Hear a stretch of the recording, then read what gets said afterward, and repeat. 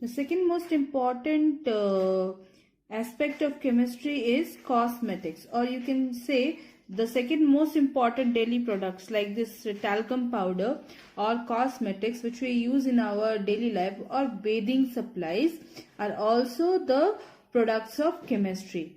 Cosmetics refers to the terms or beauty products like this which are used to enhance the appearance of the external parts of the human body. That means they are applied either on the face or neck area or on the hands or feet to make it look more attractive, to make it look beautiful. You can also refer to the products like soap, shampoo, face washes which are used for or cleansing milks, so that are used for cleaning the body, or the deodorants or the perfumes which are used for getting good fragrance, or the hairstyling products, or the lotions or moisturizers etc. comes under this category of cosmetics. See,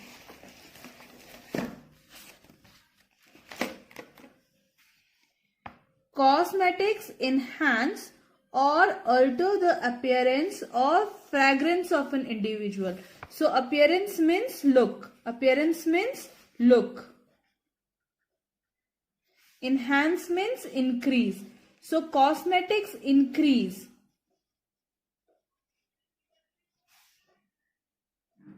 Okay, so they increase the look, the fragrance means the smell of an individual or any person. Cosmetics are mixtures of chemical compounds. If you turn to a backside of a bottle of any cosmetic or lotion or talcum powder, you can find variety of products. Let me show you some, and some of which were derived from the natural sources or from the synthetic sources. Some are the modified natural oils or fats and processed minerals like zinc oxide, iron oxide and talc. Talc is one kind of stone that is powdered finely to make the talcum powder. Okay, it's a mineral of hydrated magnesium silicate that contains magnesium and silicon and oxygen. So it is looks like a chunk. And in natural form, asbestos, it contains asbestos. So what happens when it is processed? This asbestos is removed. So why we use this in powder? Because it absorbs moisture. So when we apply talc in our body, so sweat is absorbed and the surface area or the skin becomes very smooth, and it is very good in during the summer season. Why? Because we sweat a lot in summer season and it keeps our skin dry and prevents the bacterial growth which leads to skin rashes. Okay, so you can also get the things or mixed up things like sometimes it is written aqua, AQUA, in that lotions or any moisturizer. Aqua means water. It is the basic basic of all cosmetic products. Okay, then titanium dioxide. It is a colored pigment. Okay, color used for used as a base for mineral makeup, or it also gives sun protection, so and white coloration. The oxides of zinc and iron are classified as colorants and they give variety of colors to the cosmetic products. Emulsifiers are the oils. They are used in creams, body lotions to give an even texture. Preservatives extend the shelf life, means the usable period of the cosmetics, and they also prevent the growth of microorganisms like bacteria which decompose these cosmetics. Now the third part is clothing. So before that, let me show you some of the products, cosmetics products which we use in our daily life and what are the ingredients found in those products.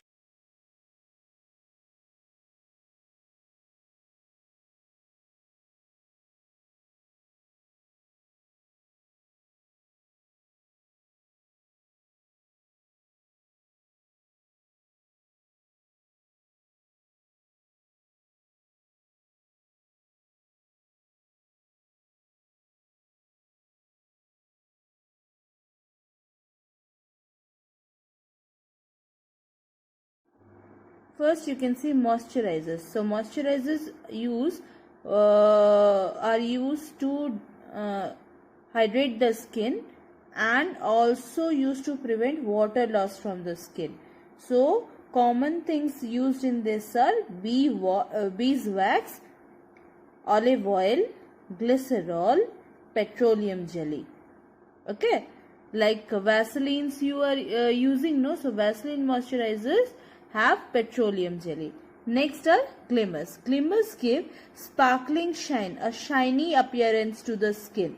So mica flakes are mixed with titanium dioxide. Titanium dioxide gives a whitish glow to the or look to the skin products.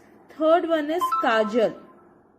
Kajal is made by a mixture of lamp black with some butters. So that is kajal. Then next one in the line is sunscreen. Now sunscreen you use to protect your skin. So sunscreens have also titanium dioxide. That's why whenever you apply sunscreen, it gives you a whitish look. With that, lipstick, nail polishes also use titanium dioxide. One more thing is thickener, which is used in making skincare products. Okay, so they enhance the stability and performance of the the creams or the gels. So there stearic acid, beeswax, gum and mineral thickeners like silica gel etc. are used. Then we come to clothing and chemistry. So as you know that early men and women, they didn't wear the clothes which we wear today. So during Stone Age, the people used bark of the trees to cover their skin. Then animal skin or fur. Then wool was used in about 6,000 years ago and silk about 3,000 years ago. Now, in India, we use the different kinds of clothes like cotton clothes or woolens during the winter seasons. So, these are all plant-based or you can say natural fibers. See, whatever the fabrics you wear, they are actually made from thin, long strands or thread-like structures known as fibers. So several fibers are twisted together to make the yarn and yarn to the fabric. You can easily know that by taking a very small piece of fabric and then you try to separate one thread from that. That thread is the yarn. So what you will do, you press again after taking out the thread, you press the thread with your thumb and try to insert a needle into that thread and move the needle several times like this from the thread. So you will see a very small thread like structures are separating. So those thread like structures are fibers. So based on their natural source, fibers are of two types. Natural fibers obtained from either animals or plants, or synthetic fibers or man-made fibers made from the petroleum or chemicals mostly obtained from the petroleum. So these are actually one kind of plastics which you wear. So nylon used to make the slacks or the what you can say your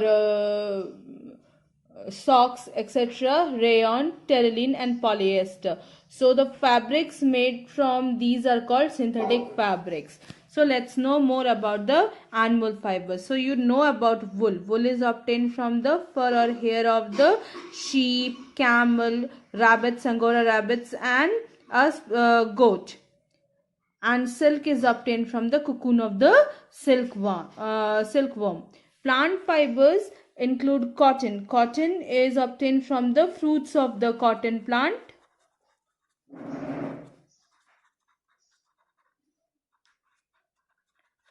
So what happens when the fruit matures? So near the seed there is a protective cover. From that protective cover this cotton is obtained. Now let's come to the jute. Jute is obtained from rotting the stem part of jute plant. Okay, so it is mainly cultivated during the rainy season and it needs alluvial soil, mostly grown in the Sundarban Delta of India and Bangladesh. So what happens after cultivating, the stem part is allowed to rot and then the fiber is separated from the hands. Then we come to coconut. Now coconut fiber or coir, you know about the coir fiber. So used to make the ropes, doormats, etc. is obtained from the coconut. And linen is again obtained from the flax plant.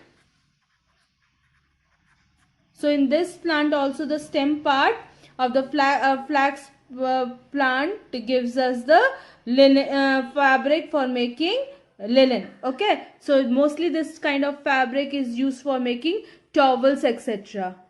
So as you can see, there are cotton used for making different kinds of fabric like dhoti, then kitchen towels, shirts, bags, saris, etc. and much more. You can see here different products made from cotton and which are used specially in the summer season. Then comes jute. So jutes you can see are this kind of are the jute fabrics. This is the jute plant and there are the various products made from the jute fabric. This is a jute rope and jute dress and these are the jute bags.